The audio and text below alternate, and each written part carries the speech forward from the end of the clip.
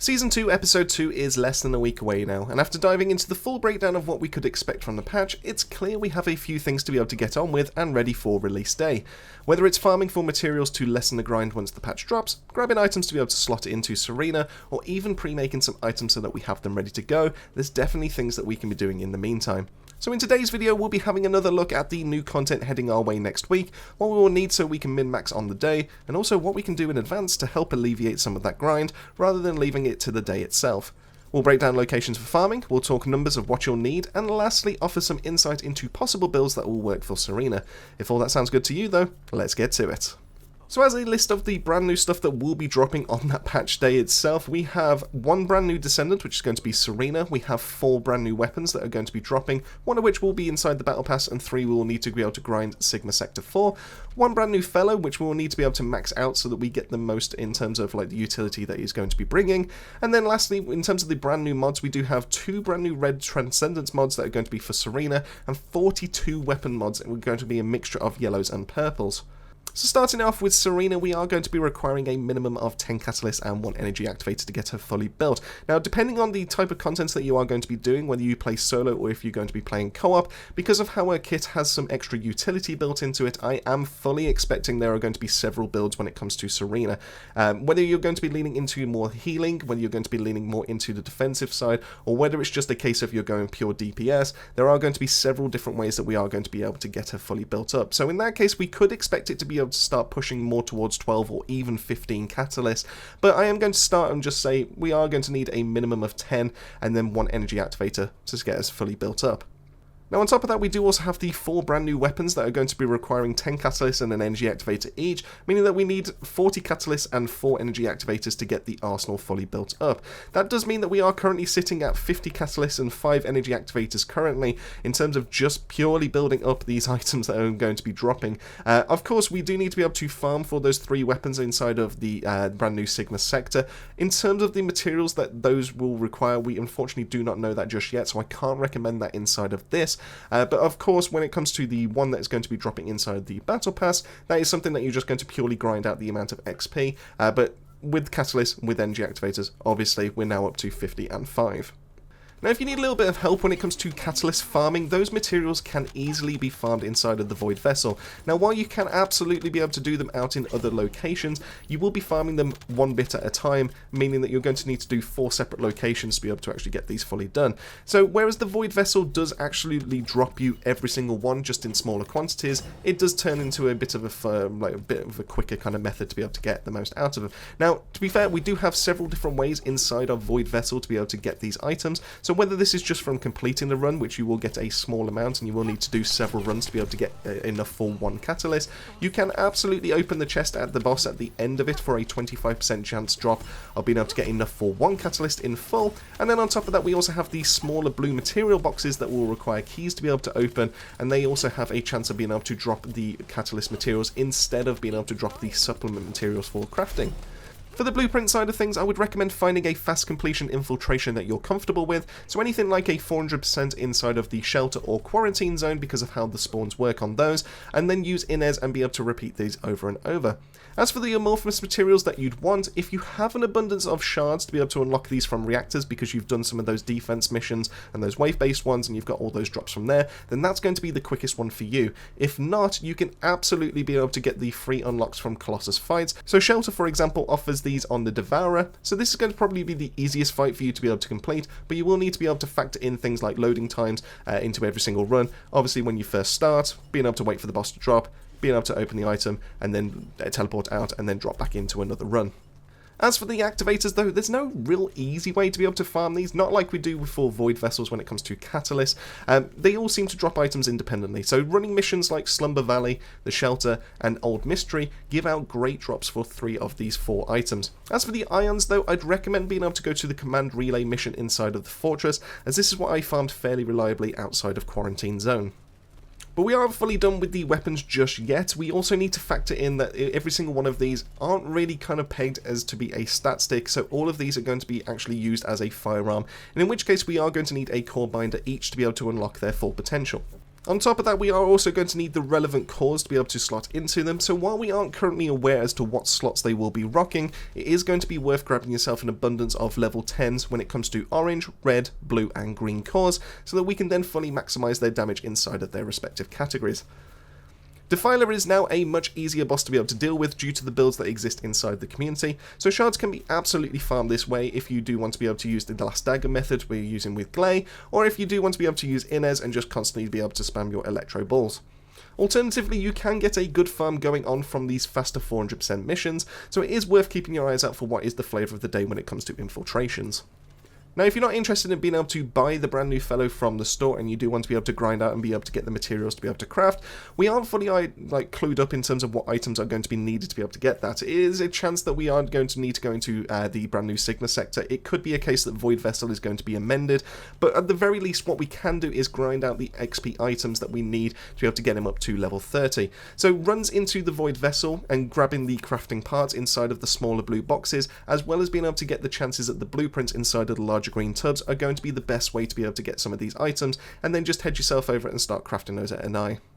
But of course we've got those 44 mods that are going to be heading our way, so crafting can absolutely help us to be able to grab some of those new mods as soon as the update does drop. Of course we can't currently do any of the content to be able to grab them, they don't currently exist in the library, but what we can do is get an abundance of blue, purple as well as yellow mods, and even some red mods if you are purely chasing after those brand new Transcendence mods to be able to help out when Serena does fully drop. Being able to grab all of those, fill up your inventory and then be able to craft them and just being able to have a chance of being able to grab some of the new ones. Once again, the best method to be able to get yourself fully stocked up in terms of modules is going to be doing those fast 400% infiltrations, because essentially mobs just kind of like drop these modules everywhere and it just kind of gets littered and your fellow will be able to collect those items up. So things like the shelter and once again quarantine zone can usually typically fill your inventory in a matter of a few runs, or you can absolutely Colossus farm for better components at the same time as module drops. The latter tends to be a little bit on the slower side, but if you're in the mood for something like a better Slayer set for example, you can absolutely do both birds with one stone. So now that we've got the materialistic side of things out of the way, let's start talking about what prep work we can do for Serena. And the best way to be able to do that is to kind of cover what her skills are going to be doing, because she is both a singular as well as a dimension-based character. So we do need to get an idea as to what kind of reactor is going to be beneficial for her. After that, we can then look at the substats to be able to help us out with all the skills, and then we can start working on the component side of things. So skill 1 is going to be Sacred Flame, and this is going to be a singular based ability, and this does have okay skill damage. This is going to be primarily the main ability that you will be casting out that is going to benefit from your skill damage in terms of actual skills, and basically this is going to be primarily used for utility with the ammo regen side of things, as well as being able to get health recovery for teammates. Now looking at the stats on here, duration is going to really benefit from being able to go into that with our module side of things. So the main kind of ways to be able to build into this personally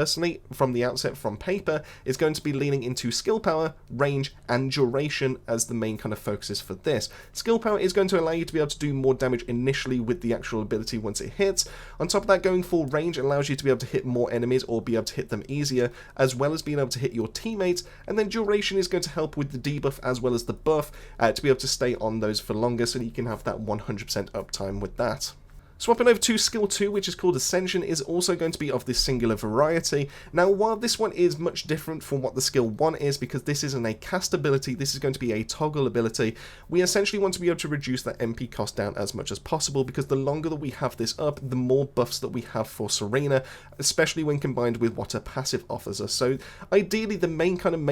focus for Serena is to have your skill 2 active as long as possible, so that you can then benefit from everything, all the juicy goodness that's inside of your passive. Now, because it is a toggle ability, duration is not going to be helping us here, and to be honest with you, neither really is cooldown. We essentially just want to be able to activate this as soon as possible and just keep it up as long as we can.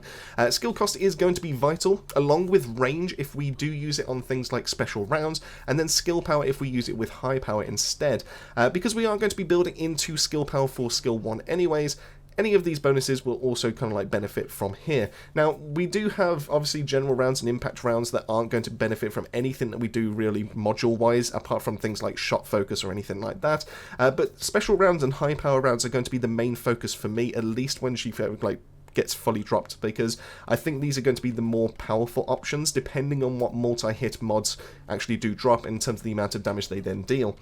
So Special Rounds is going to be offering us extra damage in terms of AoE. It doesn't seem to mention any kind of cooldown, so it could be a case that it's just continuous, which is insane, the amount of like AoE damage that we can do with this. Being able to go into damage range, we can expand this up to 15 meters by going into modules for Serena, and then just everything is just fantastic. The only downside to the Special Rounds is that we don't really have a fantastic Special Rounds gun that exists that can benefit from this the most. Obviously, we do have things like Secret Garden, which is an absolute crit machine, but isn't fantastic, and because we don't have a tech-based skill to be able to spam with Serena, we just don't have a tech skill at all, we can't benefit from the extra passive that gives extra firearm attack. We do also have Greg's Reverse Fate, which already does AoE damage, but it would be quite nice to be able to fit in with this. I do think this might be the best kind of side to be able to go with that. And then after that we have Beam Rifles, which are then kind of have the range limitation, and as to how that works, unfortunately we won't know until she fully drops. If it is a case that, for example, Voltia can benefit from being able to do the Chain Lightning as well as do these extra AoEs, it could be a fantastic option to be able to go for. So I'm looking out for that side of things, and I could be doing some testing as soon as she fully drops with that. Now, I do think that high power is going to be the way to be able to go when it comes to it, especially for the fact that it does additional fire damage, and it has a 50% chance of being able to afflict that. Looking at the type of weaponry that we do have, shotguns are going to be fantastic with her, but I think that the main kind of way when it comes to mobbing is going to be Restored Relic, because not only do we have a way of being able to restore our rounds, Restored Relic allows us to be able to have some auto-tracking missiles, also then does extra mini-missiles after the fact as well, and it is also going to benefit from all of our skill power, but just judging from what the item card is saying. So there are some really fantastic synergies to be able to go for rocket launchers when it comes to Serena, as well as things like Restored Relic. So I do think that's probably going to be the main way that most people will initially build her, and then we'll have a look as to what can be done outside of that. Now, Skill 3 and Skill 4 are going to be our dimension-based skills, but when it comes to Skill 3 called Soar, I primarily envision this as going to be a utility-based skill and not going to be something that inflicts damage. Now, we do have damage modifiers, we do have skill power modifier of 452% and also 651%, but to be honest with you, with how it was shown off inside of the dev stream, it didn't really strike me as an ability that I'm going to be using to be able to deal damage. I'm going to be using this to be able to fly around, I'm going to be using this to reposition, I'm going for pure utility with this because it's going to be reloading my weapon as well as reset my jump so I can stay in the air for longer. So therefore, I do think that Soar could potentially be useful in that kind of aspect, but unfortunately as it currently stands, I'm envisioning it purely as going to be utility, so therefore we don't want to be able to go into any kind of like damage. The main things that we could probably go into with this are going to be similar to like what we've done with other things. Going for cooldown and going for cost is probably going to be the best way to be able to go, because the less that we can take out of our MP, the longer we can stay in the air, the more longer we have those passives, everything like that. Because it is dimension based, we could actually go for multi-talented to get even more cooldown, which is going to benefit from our skill 1 and skill 2. So we do have things that are going to be helping us here, but I don't see skill 3 as something to lean into with skill power, and that is the exact same when it comes to skill 4 when it comes to redemption, because we don't actually have a way of being able to deal damage with this ability. This is going to be something that's going to be giving us buffs depending on if we're on the ground or if we're going to be in the air. I primarily see a lot of people probably going to be using this when they're in the air to be able to have 100% uptime with this ability, but it also gives you extra damage rather than being able to use the utility for support when you're on the ground. Now, once again, this is probably what I'm going to base a couple of my builds around. I do think Redemption is a very powerful ability, and I'm expecting some good things from it. But I do think because of the duration and being able to go for the cooldown, we absolutely probably could get 100% uptime of this ability, and that is also going to just go really nicely into everything that she does have. So she could become one of the strongest firearm attack builds that pretty much exists. So based on this information, we could go for duration, cooldown, range, and HP. HP is going to be a fantastic way of being able to increase the amount of damage that we can do when Redemption is active with Redemption's Judgment, as it is 0.7% of our max HP. So we do have a fantastic way of being able to boost up our viability and being able to boost up our damage. So I think that's probably going to be the main way I'm going to put Purely Builder. But based on that, I don't think going into skill power with a skill 3 and skill 4 with dimension-based thing is going to be the play. So because of that, I am going to recommend that you do go for a fire and singular reactor. Now, substat wise, we do have a few different combinations that we should primarily be looking for, but the one thing that I will say that I don't think we should be looking for is going to be anything crit based. Critical hit rate and critical hit damage are probably going to be dead rolls for Serena, and the main reason why I think that is not only is it a case of we're not really going to be using his skills to be able to deal damage in the first place, but the fact that when it came to the dev stream, they were showing off they were using fire amplification inside of their build, so which absolutely tanks your critical hit damage. So it doesn't make sense as to why the devs who have built this game, have built the mods and been able to build the synergies that exist in here, would then use something that tanks your critical hit damage if she was going to be a crit-based Descendant. So therefore, just purely based on that information alone, I think anything to do with critical hits is going to be out. So therefore, that does leave us with things like cooldown, skill cost, duration up, and potentially Colossus attack, because depending on how the skill 2 works with the amount of damage that we can do with our higher powers, it could be a case that it's going to inflict even more damage if we do go into Colossus attack. That's something I'm going to be testing. I don't know that for certain, unfortunately, just yet, but I am very interested to see if that is actually going to be the best way to be able to go. Now, if you're looking to be able to farm yourself a fire and singular reactor to be able to get the most out of her, these can currently be farmed with the outpost cancelling farming method inside of Mirage Stone and Vermilion Waste inside of Agna Desert, with Mirage Stone going to be my personal favourite of the two. It seemed to give me more drops, but that's just purely from a little bit of testing from my side. You can absolutely use Freyna, you can absolutely use Valby, start just littering the area with some damage over time, and just leave it on the ground, just cancel, roll back out, roll back in, and just rinse and repeat, and you can essentially just keep farming reactors the best way there.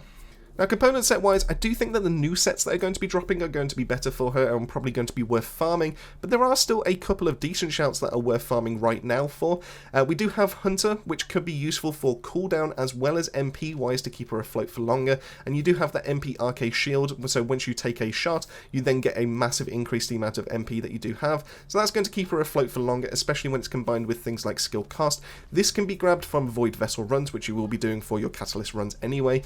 Invader set helps with hitting your range cap, as well as being able to get your skill durations for a skill 4 to stick around a little bit longer as you start getting kills. Don't necessarily think this is going to be the best one, but it is still something that exists, and that can be obtained from Deathstalker. Hungry Sonic could be interesting if you want to go full healer mode with her, but might not be meta. But it could be something that you can mess about with inside of the co-op side of things, if you're going with friends to be able to keep them up and everything like that, and that set can be farmed from Gluttony. Volcanic absolutely is a great place to be able to start with, offering more firearm attack and skill power as you start reloading, especially since the recent change that we've had in one of the hotfixes recently, so that can be farmed from Molten Fortress. And then lastly, Bravery set could be decent with the amount of reductions that we have to skill cost and the chances to reduce cooldowns. It's overall a nice set to be able to throw on in terms of like quality of life, in terms of defense as well as HP. So I don't think this is going to be top of my list. It's something I'm going to test out to be able to see how consistent it feels,